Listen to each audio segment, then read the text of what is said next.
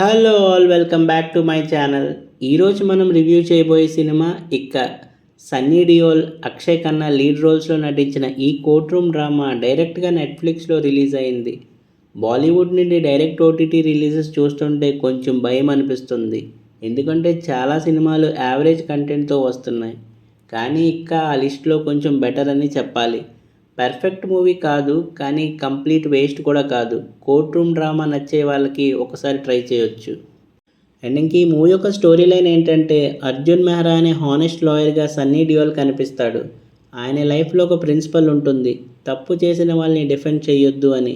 కానీ తన కూతురికి సీరియస్ హెల్త్ ప్రాబ్లం రావడంతో తన లైఫ్ కంప్లీట్గా మారిపోతుంది.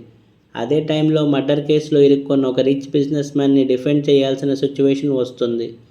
తను డిఫెండ్ చేయలేకపోతే తన ఫ్యామిలీ డేంజర్లో పడుతుంది. జస్టిస్ కోసం ఫైట్ చేయాలా, లేక ఫ్యామిలీని సేవ్ చేయాలా? ఇదే సినిమా మెయిన్ కాన్ఫ్లిక్ట్. సినిమా మొత్తం ఇదే మోరల్ డైలమా మీద రన్ అవుతుంది. అండ్ ఇంకే మూవీ యొక్క ఫస్ట్ హాఫ్ డీసెంట్గా స్టార్ట్ అవుతుంది. హీరో ఫ్యామిలీని ఎస్టాబ్లిష్ చేయడం, డాటర్ ఎమోషనల్ చూపించడం, తర్వాత అక్షయ్ ఖన్నా ఎంట్రీ ఇవ్వడం బాగుంది. Akshay Khanna blackmail angle cinema మీద ఇంట్రెస్ట్ క్రియేట్ చేస్తుంది. కోర్ట్ రూమ్ సీన్స్ స్లోగా స్టార్ట్ అయ్యి క్యూరియాసిటీని మెయింటైన్ చేస్తాయి. కానీ అక్కడ నుండి కొన్ని ఎమోషనల్ సీన్స్ మళ్ళీ రిపీట్ అవ్వడం స్టార్ట్ అవుతుంది. హాస్పిటల్ సీన్, ఫ్యామిలీ ఎమోషన్స్ కొంచెం ఎక్కువ లెంత్ తీసుకున్నాయి. కొన్ని ప్లేసెస్లో ల్యాగ్ అనిపిస్తుంది. అయినా ఇంటర్వెల్ ముందు వచ్చే కాన్ఫ్లిక్ట్ బాగా ఎగ్జైట్మెంట్ క్రియేట్ చేస్తుంది. మూవీ యొక్క సెకండ్ హాఫ్ కంప్లీట్గా కోర్ట్ రూమ్ డ్రామా మీద ఫోకస్ ఉంటుంది. లాయర్ ఆర్గ్యుమెంట్స్, విట్నెస్ ఎగ్జామినేషన్, కేసులో వచ్చే కొన్ని ట్విస్ట్, ఇవన్నీ మూవీని ఎంగేజ్ చేస్తాయి. సన్నీ డియోల్ అండ్ షోమి మధ్య వచ్చే కోర్ట్ ఆర్గ్యుమెంట్స్ బాగుంటాయి. అక్షయ్ ఖన్నా మ్యానిపులేషన్ సీన్స్ కూడా ఇంట్రెస్టింగ్ మెయింటైన్ చేస్తాయి. కానీ సినిమా లీగల్ థ్రిల్లర్ లాగా డీప్గా వెళ్ళదు. కోర్ట్ రూమ్లో కొన్ని సిచ్యువేషన్స్ సినిమాటిక్గా ఉంటాయి, రియలిస్టిక్గా అనిపించవు. ఎమోషన్ సీన్స్ మళ్ళీ పేస్ని స్లో చేస్తాయి. క్లైమాక్స్ దగ్గర బిగ్గెస్ట్ డిసప్పాయింట్మెంట్ ఉంటుంది. సినిమా బిల్డప్ ఇచ్చే రేంజ్లో ఎండింగ్ ఇంపాక్ట్ ఇవ్వలేకపోయింది. సింపుల్గా ఫినిష్ చేస్తారు. స్ట్రాంగ్ క్లైమాక్స్ ఎక్స్పెక్ట్ చేసే వాళ్ళు కొంచెం డిసప్పాయింట్ అవ్వచ్చు. అండ్ ఇంకా పర్ఫార్మెన్సెస్ వైజ్ సినిమాకి బిగ్గెస్ట్ ప్లస్ సన్నీ డియోల్.